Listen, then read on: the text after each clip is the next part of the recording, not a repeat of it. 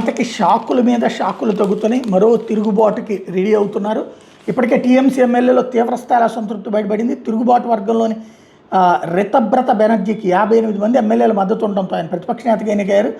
ఈ వర్గం తమ బలం మరింత పెరుగుతుందని ప్రకటించడం పార్టీ నాయకత్వానికి ఆందోళన కలిగిస్తుంది. ఇదే సమయంలో పార్టీ ఎంపీలు సైతం పార్టీకి మమతా బెనర్జీ అభిషేక్ బెనర్జీకి వ్యతిరేకంగా గళం విప్పారు.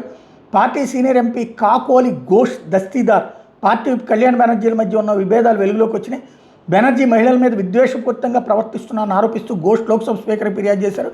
మమతా బెనర్జీపై అసంతృప్తితో ఉన్న ఘోష్ పార్టీలో ఉండగానే ఆమెకు వ్యతిరేకంగా ప్రచారం ప్రారంభించారు. ఇక పార్టీ రాజ్యసభ ఎంపీ సుఖేందు శేఖర్ రాయ్ సైతం వ్యతిరేక గళం వినిపిస్తున్నారు. శాసనసభ పక్షం తర్వాత పార్టీ పార్లమెంటరీ పక్షం కూడా చీలిపోవచ్చని ఆయన పేర్కొన్నారు. లోక్సభ రాజ్యసభ రెండింటిలో చీలుకుంటుందని ప్రకటించారు. ఈ నేపథ్యంలో పార్లమెంట్లో టీఎంసీ వేరుకుంపటి ఖాయమనే సంకేతాలంతోనే ప్రస్తుత టీఎంసీకి లోక్సభలో 28 మంది, రాజ్యసభలో 13 మంది సభ్యులు ఉన్నారు. మొత్తం 41 మంది ఎంపీల్లో 23 మంది బయటకు వస్తే పార్లమెంట్లో పార్టీ బలం దాదాపు సగానికి పడిపోతుంది. కాంగ్రెస్ తర్వాత ప్రతిపక్ష కూటమిలో అత్యధిక ఎంపీలు కలిగిన పార్టీగా టీఎంసీకి ఉన్న ప్రాధాన్యం పడిపోయే అవకాశం ఉంది.